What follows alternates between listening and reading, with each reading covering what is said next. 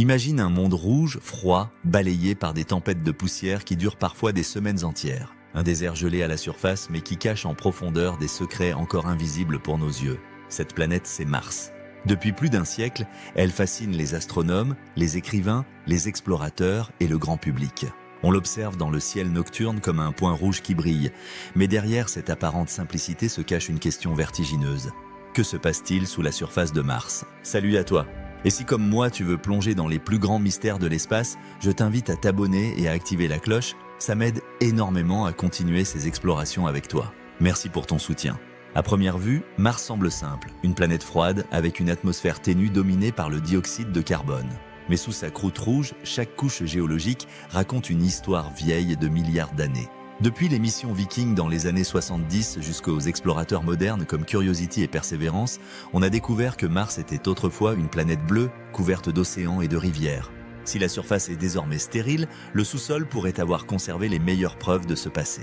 La première grande révélation concerne la glace. Les sondes en orbite ont confirmé que Mars abrite d'immenses réserves d'eau gelée sous ses calottes polaires. Plus surprenant encore, de la glace a été repérée à faible profondeur dans des zones tempérées, parfois à seulement quelques dizaines de centimètres du sol. Pour un astronaute, creuser à la pelle suffirait pour la trouver. Ressource vitale pour la survie humaine, mais aussi indice potentiel de vie ancienne, cette eau cachée est l'un des plus grands trésors martiens. Ces découvertes ont révolutionné notre compréhension de la distribution de l'eau sur Mars. Les instruments radars embarqués sur les orbiteurs peuvent littéralement voir à travers la surface et cartographier ces réserves souterraines. Dans certaines régions, la glace représente jusqu'à 85% du volume du sol superficiel. En 2018, le radar Marsis de la sonde européenne Mars Express a détecté ce qui ressemble à un lac souterrain sous la calotte polaire sud, à environ 1,5 km de profondeur. L'éco-radar correspond à de l'eau liquide saturée en sel. Un lac enfoui, à l'abri du froid et des radiations depuis des millions d'années. L'idée fascine. Certains chercheurs contestent cette interprétation, mais si ce lac existe, il représente l'un des meilleurs candidats pour abriter une vie microbienne sur Mars aujourd'hui.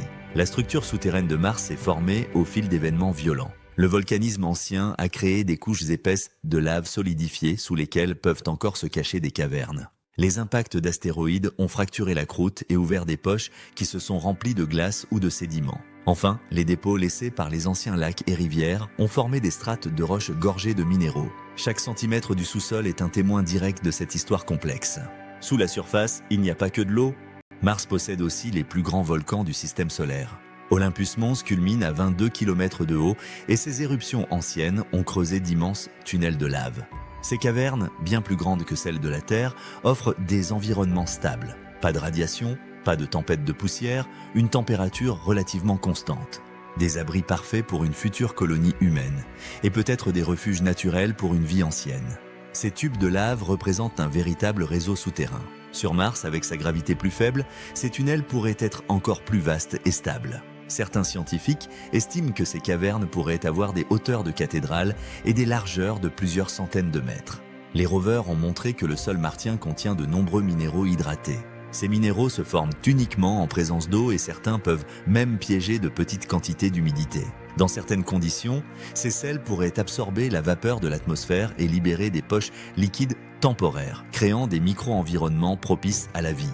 La mission InSight de la NASA, posée sur Mars en 2018, a révélé que la planète n'était pas complètement morte à l'intérieur. Grâce à son sismomètre, elle a enregistré des centaines de Marsquakes. Ces séismes montrent qu'il reste de la chaleur interne et que la croûte est encore fracturée. Mieux encore, les données d'InSight ont permis d'esquisser un portrait inédit de l'intérieur martien. Une croûte relativement fine, un manteau plus froid que celui de la Terre et un noyau probablement liquide, riche en soufre. Cette chaleur pourrait maintenir de l'eau liquide à grande profondeur, protégée depuis des milliards d'années.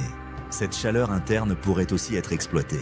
Sur Terre, l'énergie géothermique chauffe des villes entières en Islande. Sur Mars, elle pourrait fournir une énergie locale pour les habitats humains, complémentaire au solaire. Elle pourrait aussi empêcher l'eau de geler en profondeur, augmentant les chances d'y trouver des environnements habitables. Depuis l'orbite, les sondes ont repéré des ouvertures sombres, comme des puits menant à des cavernes. Les scientifiques rêvent d'y envoyer des drones ou des robots spéléologues capables de descendre dans ces abîmes.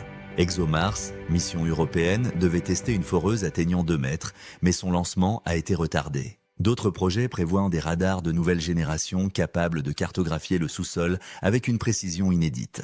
Ces technologies ouvriront enfin les portes du monde souterrain martien. Le sous-sol est aussi une archive. Chaque couche de sédiments est comme une page d'un livre. En l'efforant, on pourrait retracer l'évolution du climat martien, comprendre comment Mars est passé d'une planète humide à un désert et peut-être trouver des fossiles microscopiques. Sur Terre, le pergélisol conserve des restes d'animaux et même des virus depuis des dizaines de milliers d'années. Sur Mars, ce rôle de congélateur pourrait s'étendre sur des milliards d'années. C'est pourquoi Persévérance fort des carottes de roche. Ces échantillons seront rapportés par la mission Mars Sample Return dans la décennie 2030. Pour la première fois, nous pourrons analyser en laboratoire des morceaux authentiques du sous-sol martien. Peut-être y trouverons-nous enfin des preuves tangibles de vie passée. Explorer sous la surface n'est pas seulement une question scientifique, c'est aussi une question de survie pour les humains. La surface de Mars est bombardée de radiations cosmiques. Les astronautes ne pourraient pas y rester sans protection. Les tunnels de lave ou le sol lui-même offriraient un bouclier naturel. Les futurs colons pourraient fondre la glace pour boire, produire de l'oxygène pour respirer et de l'hydrogène pour fabriquer du carburant. Ce que Mars cache sous son sol pourrait décider de notre capacité à nous y installer durablement. On peut imaginer une colonie martienne utilisant ces ressources souterraines.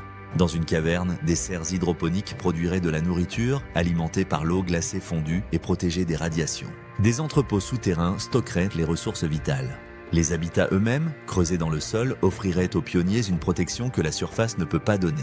Ce que nous considérons aujourd'hui comme une contrainte deviendrait un atout pour vivre sur Mars. Mais creuser sur Mars n'est pas simple. L'instrument HP3 de la mission InSight, la fameuse taupe, devait s'enfoncer jusqu'à 5 mètres pour mesurer la chaleur interne. Mais le sol était trop dur et la taupe est restée bloquée à 40 cm. Ce revers a montré que le sous-sol martien est imprévisible et que de nouvelles technologies seront nécessaires. Pour guider ces recherches, les scientifiques s'appuient sur des analogues terrestres. En Antarctique, des lacs subglaciaires comme le lac Vostok existent sous plusieurs kilomètres de glace. Malgré l'absence de lumière et la pression énorme, on y a trouvé des traces de vie microbienne. Cela prouve qu'un environnement extrême n'est pas forcément stérile. Le pergélisol de Sibérie, lui, a conservé des mammouths et des bactéries vivantes pendant des dizaines de milliers d'années. Sur Mars, le même processus pourrait avoir préservé des traces de vie pendant des durées encore plus longues. La comparaison avec la Terre et la Lune est éclairante. Sur Terre, chaque forage apporte des archives climatiques précieuses. Sur la Lune, les échantillons Apollo ont raconté l'histoire de tout le système solaire. Mars, elle, attend toujours qu'on l'explore en profondeur. Son sous-sol pourrait non seulement raconter son passé, mais aussi éclairer notre avenir et préparer nos explorations vers d'autres mondes. Explorer son sous-sol, c'est aussi préparer la recherche ailleurs. Les lacs d'Europe, la Lune de Jupiter ou les geysers d'Encelade autour de Saturne posent les mêmes questions. Comprendre comment l'eau, la glace et la chaleur interagissent sous la surface martienne nous aidera à interpréter ces mondes lointains et peut-être à détecter la vie ailleurs que dans notre système solaire. Alors, qu'est-ce qui se cache sous la surface de Mars ? Un mélange de glace, de sel, de cavernes volcaniques, de réservoirs profonds et peut-être de lacs liquides. Mais surtout, une clé, celle de savoir si la vie a déjà existé ailleurs que sur Terre. Nous n'avons encore fait qu'effleurer la planète rouge. Les futures missions devront creuser plus profond, forer plus loin, pénétrer dans ces cavernes et rapporter des preuves. Chaque pas sous la surface martienne est un pas vers une réponse qui pourrait transformer notre vision de l'univers et de nous-mêmes. À bientôt, merci.